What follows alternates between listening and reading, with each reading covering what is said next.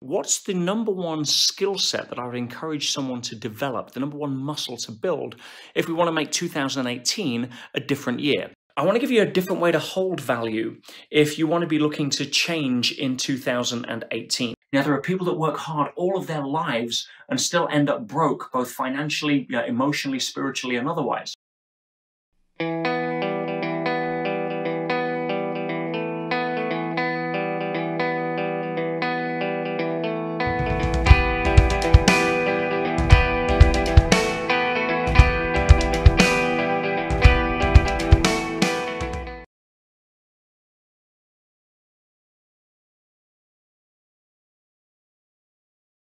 Hey guys, this is Peter, and I want to start off by wishing you all an amazing and wonderful Christmas. Today officially marks the first day of the 12 days of Christmas, and so what I decided to do was actually shoot a little video for you each day for the next 12 days, especially at this time of year, because it's a very reflective time of year. You know, we're coming to the end of the last 12 months, which, for some of us has been quite an adventure. For others have been, an amazing year. For some people, it's a year they want to learn from and forget some of the things that went on, and everything in between. And it's also the start very soon of a new year. And so really what I want to do is just lay out a video every day for the next 12 days to really help us get on a new trajectory to be able to move forward to make things even better next year than they were this year. And what I want to do to start with, well, day one, as it's Christmas Day, I thought, well, for today's video, I'd actually think, what's the best way for us to be able to celebrate Christmas? And that really starts with understanding or taking a quick look at what Christmas actually is. Christmas, or Christ Mass, is really the Christian celebration of the birthday of Christ. As we know, and as the church recognizes, it's not the actual birthday, but it fitted in with a traditional sort of pagan time slot that they felt would actually overlap quite well. And the reason I mention this is because the challenge is most of us have been socially conditioned as to how we should show up at Christmas, with many different agendas that don't serve our own interests. Yeah, there's the commercial agenda, there's the, obviously the religious agenda, there's many other agendas. And while Christmas is traditionally about how to celebrate Christ, who taught unconditional love, kindness, forgiveness, tolerance, non-judgment, there's a lot of stress around Christmas for many people now through the social conformity of what people are expected to behave like, act like, and demonstrate behaviors of during this holiday season. And that can be anything from spending money we can't afford on presents people don't really want to try to validate our relationship to them, all the way through to what to eat. The ritual slaughter of millions of turkeys, through to the ritual cutting down and killing of millions of trees. And while I'm not here to say it's good or bad, right or wrong, or be a killjoy in anybody's Christmas tree decorations, I am here to say, rather than just be sucked along by the social conformity train, it's far more empowering if you want to live life on your terms to actually stop and think, rather than make decisions unconsciously by being swept up with the norm as to what's actually going on and see how it fits your authenticity or your truth. Just take the trees, for example.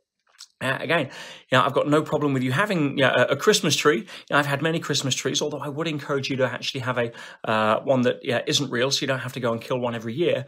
But where does that come from? It certainly has nothing to do, as do turkeys, with the actual celebration of Christ or have any connection or reference to in the Bible. For those that are interested, the actual Christmas tree reference originally started with the Vikings, who were celebrating the end of winter or the shortest day in the winter solstice, and would use an evergreen tree like a Christmas tree to essentially wish well the sun god so that he wouldn't stay ill and have shorter days, but would actually get better and the days would get longer. And that was really where it was at. And then if we move forward a few centuries after that, it was really the Germans that started to use the Christmas tree as a symbol for celebrating their holiday. So a lot of the times we just do things because we've done them before, and that could also be being in a relationship that no longer serves us because we were in the same relationship yesterday. And I see a lot of people that become very apathetic around different aspects of their life just because we get bought into the expectations of how we should or shouldn't be when it comes to social conformity. So, what is the message I want to share with you here? Well, what's the best way to celebrate Christmas? If you really want to celebrate Christ Mass, then it's really about coming back to the principles that the Christ taught. And again, the term Christ wasn't Jesus' surname for many of you that may think that. Yeah, the term Christ actually comes through the Hebrew, meaning the anointed one or Messiah. It was Jesus the Christ. And really, he was anointed that title because of his level of consciousness, his level of unconditional love, which is what he devoted his life to being able to teach.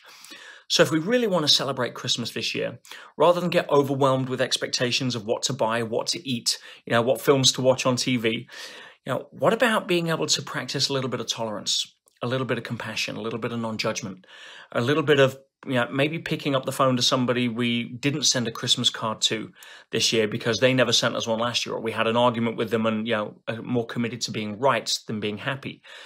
Now, in that scenario, what would somebody like Jesus do? What would love do?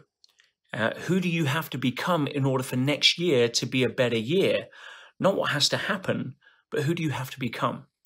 Because as we know, the outer world follows the inner world. And unless we have the courage to be able to change that, then very little will happen next year apart from another candle on the cake.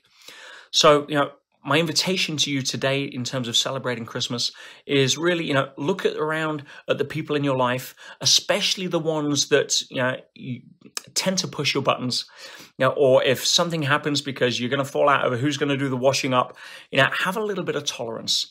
Christmas can be a stressful time for everybody because we forget what it's really about. And on that note, I wish you an incredible, wonderful, beautiful, and amazing Christmas. For the rest of the day, I'll share with you another message tomorrow. And go give somebody the biggest gift you can give them this Christmas, which is the gift of the best version of you. Merry Christmas, my friends. Hey guys, it's Peter here, and it is the second day of Christmas video, which means that it's Boxing Day, December the 26th. And you may wonder why it's called Boxing Day in the UK and Ireland. The tradition really has it that it was a time where the servants that used to serve the masters on Christmas Day actually got their day off. So they were able to go home and unbox their Christmas presents for their families. So that's really where the tradition essentially comes from, allegedly.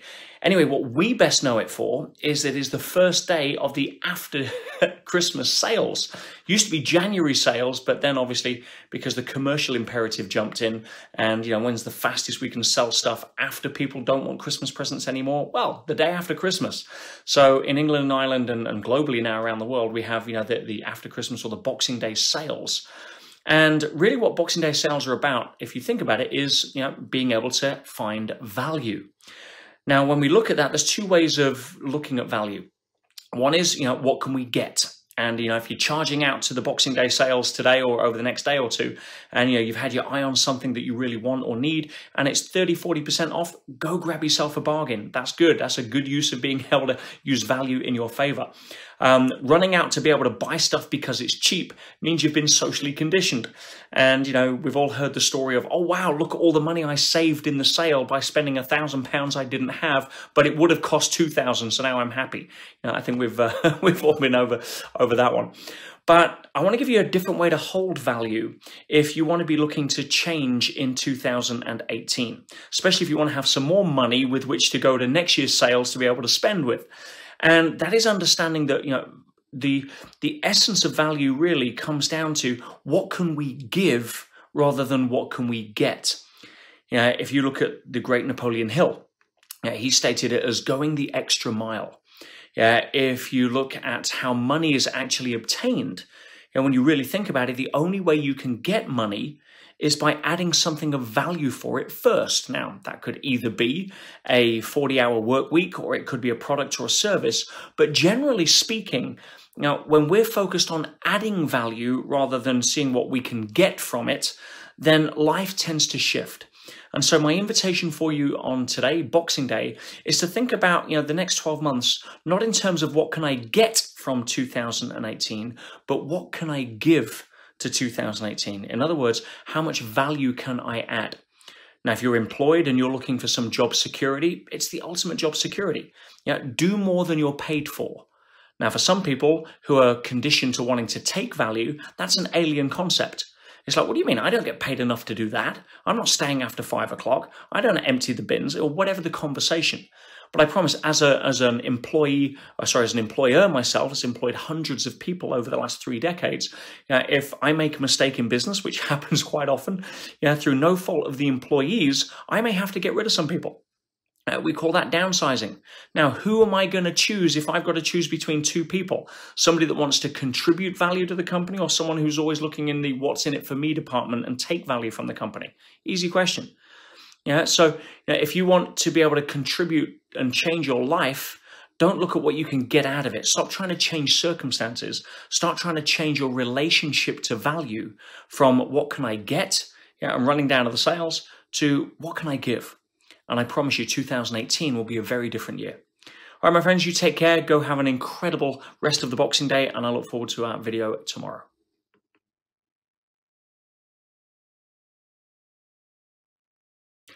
Hey guys, Peter here, and it's the 3rd day of Christmas video. We've already covered on Christmas Day a better way to really understand Christmas and what it really means to show up in the Christmas spirit. Yesterday we covered about the whole aspect of value and the difference between what we can get and what we can give. And today I want to cover what's the #1 skill set that I would encourage someone to develop, the #1 muscle to build if we want to make 2018 a different year. When I say different, I mean in a more productive sense, a sense of more growth, personal ability to really take on challenge and be able to make it a better year all around. And if I had to pick one of the many skills that I would say for us to focus on, it would be the skill of being able to handle uncertainty. Now, why do I suggest that? Because there is no certainty in life, let alone relationships, let alone business, let alone anything else.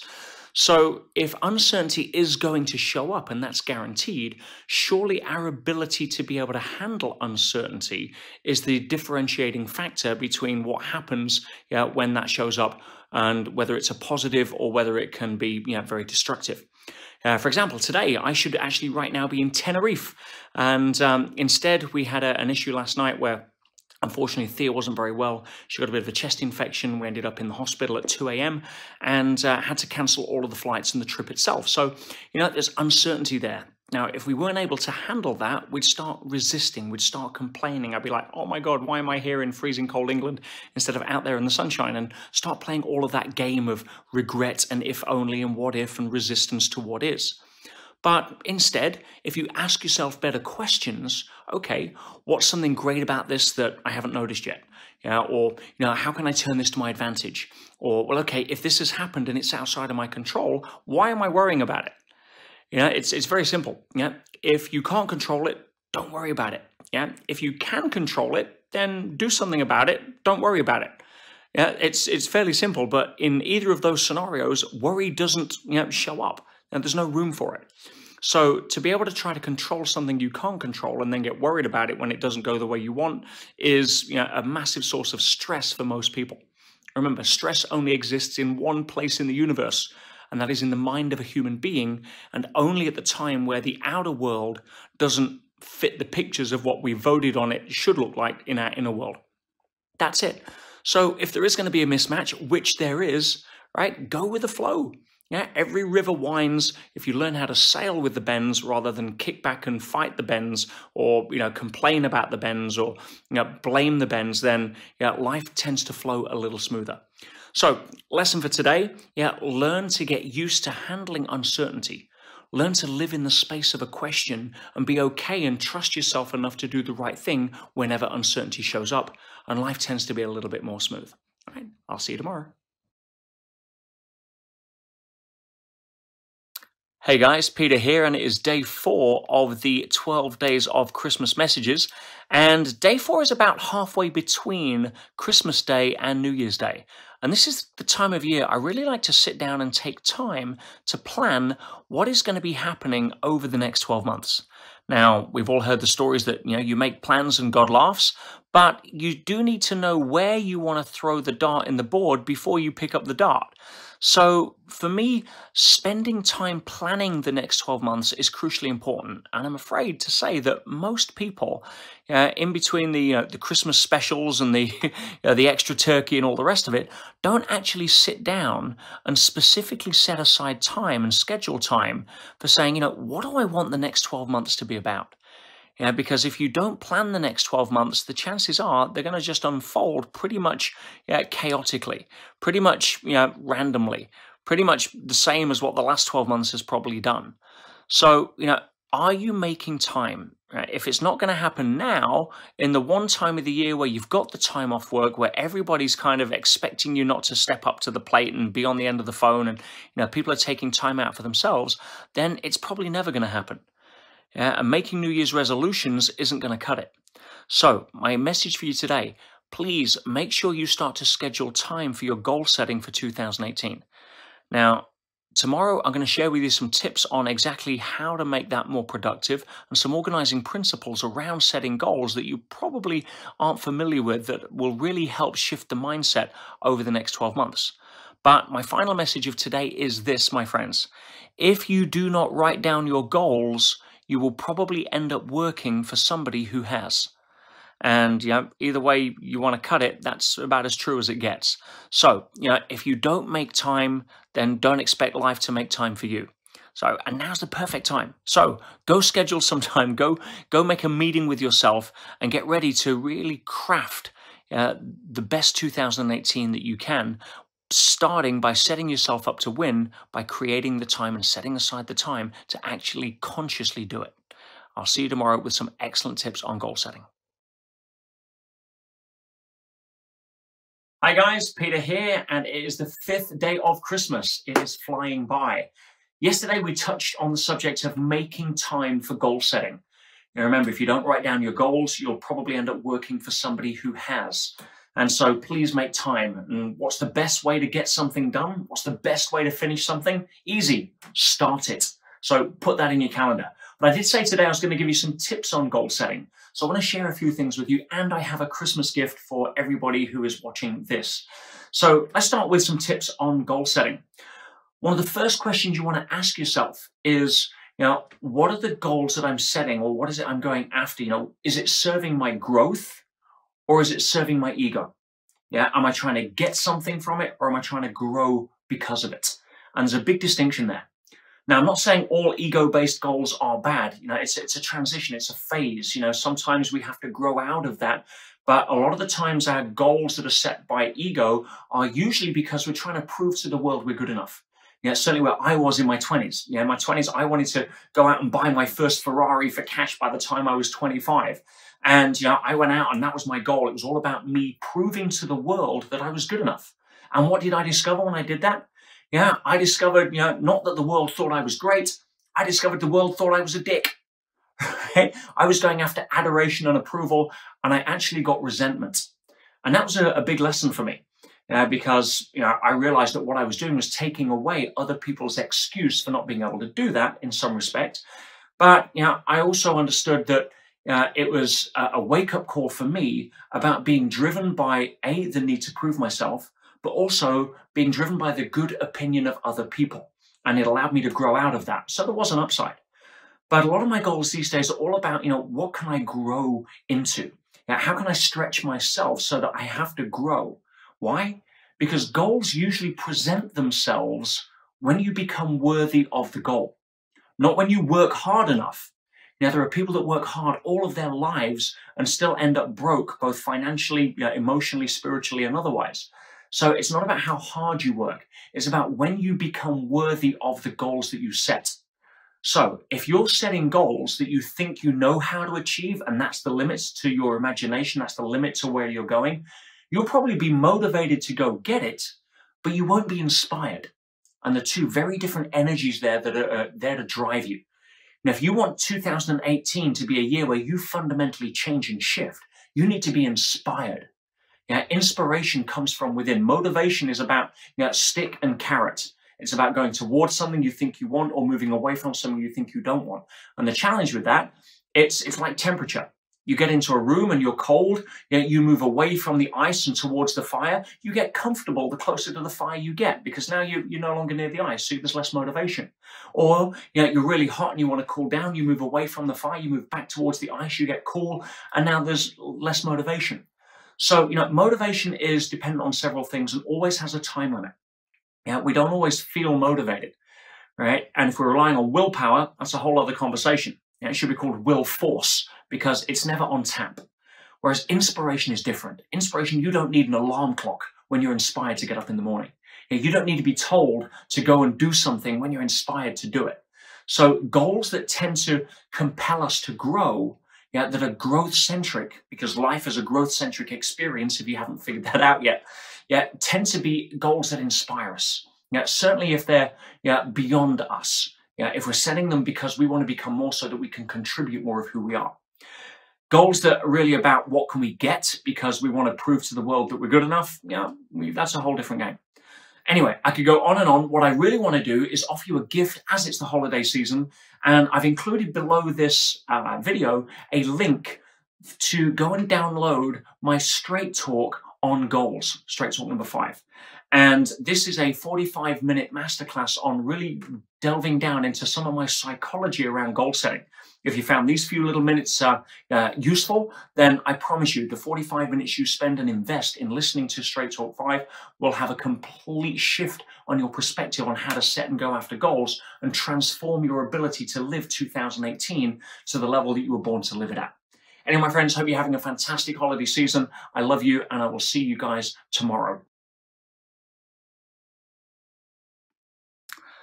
Hey guys, Peter here, and just wanted to give my 6th day of Christmas message, following on from the last couple of days that we've spent talking about goals, really inviting you to focus your time in 2018 onto things that matter. And what do I mean by that? Well, I personally see life as a series of games, and I see it as a series of choices of which games we can play. And the reason I like using games as a metaphor is because you don't take it too seriously. I gave up fighting reality a long while ago because son of a bitch kept winning. And I've found out that since I've sort of relaxed a little and sort of played more with life rather than desperately trying to grab it by the throat, then life tends to be a little more easygoing and less stressful. But where do we focus our time if we are going to be playing games? We want to choose the games we want to play. And there's a difference here between games that we decide we want to play and games that we're forced to play. Bear with me. And this comes out of a very good friend of mine called Rory Kilmartin, as many of you know, is a fantastic relationship coach, but also from the book by James Cast, which is Infinite and Finite Games.